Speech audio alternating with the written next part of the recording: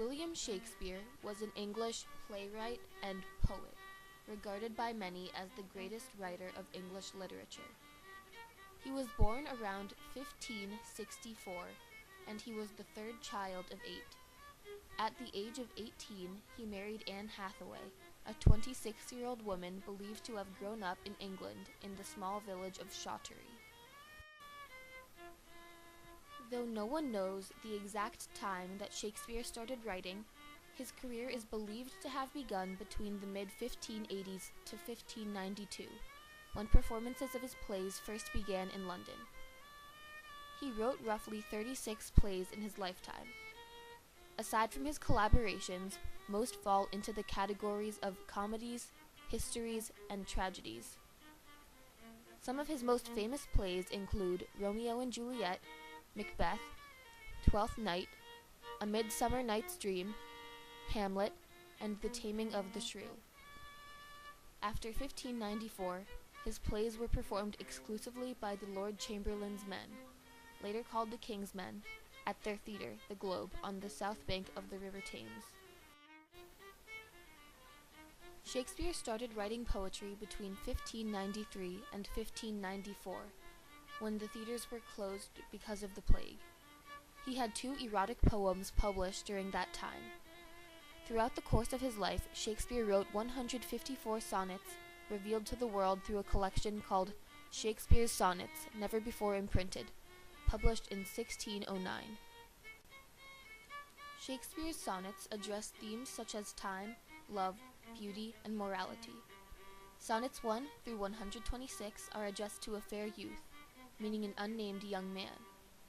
Some Shakespearean historians have suggested that these sonnets imply a homosexual relationship between Shakespeare and the fair youth. Others believe that it is just an intense friendship, or the love between family members, for example, a father and a son. Sonnets 127 through 152 are thought to be addressed to a dark lady.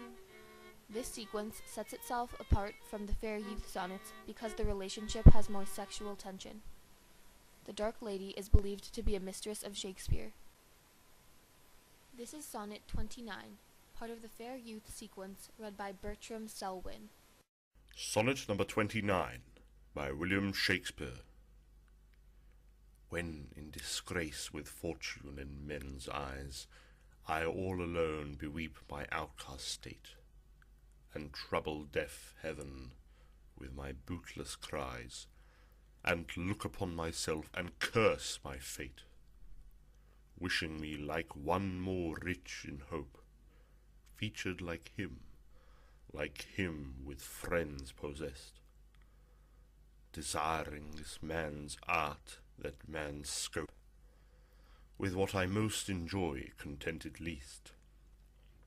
Yet in these thoughts myself almost despising, haply I think on thee, and then my state, like to the lark at break of day arising, from sullen earth sings hymns at heaven's gate.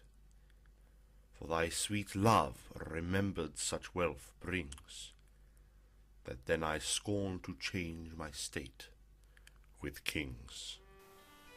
This sonnet is so unique because it shows Shakespeare as very vulnerable. He feels insecure and almost depressed. He is jealous of the people around him. In the first quatrain, Shakespeare says that he feels he isn't favored with fortune and men. He weeps over the fact that he is an outcast. Though he prays, he feels that heaven doesn't hear his prayer. He curses his poor fate. In the second quatrain, he wishes that he had more hope and was surrounded by friends. He wishes he could have the skills of the other men. Then, in the third quatrain, he thinks of someone in particular, perhaps the fair youth. His tone lightens when this person is mentioned. He says that he thinks happily of the person. He uses the simile, like to the lark at break of day arising, as he is contented at the thought of the person. He concludes the poem by saying that the person's love is more valuable than wealth, and that he wouldn't change positions with the king if it meant losing the love with the person. This particular sonnet structure follows that of the usual Shakespearean sonnet. A Shakespearean sonnet is a poem of 14 lines. There are 3 quatrains of 4 lines each and 1 couplet of 2 lines at the end. The rhyme scheme is AB, AB, CD, CD, EF, EF, GG. They also were written in iambic pentameter. In most of his sonnets, there are 10 beats per line. This sonnet is slightly different from his others because lines 9 and 11 in the 3rd quatrain have 11 syllables instead of 10. The rhyme scheme remains the same in this sonnet as in his others.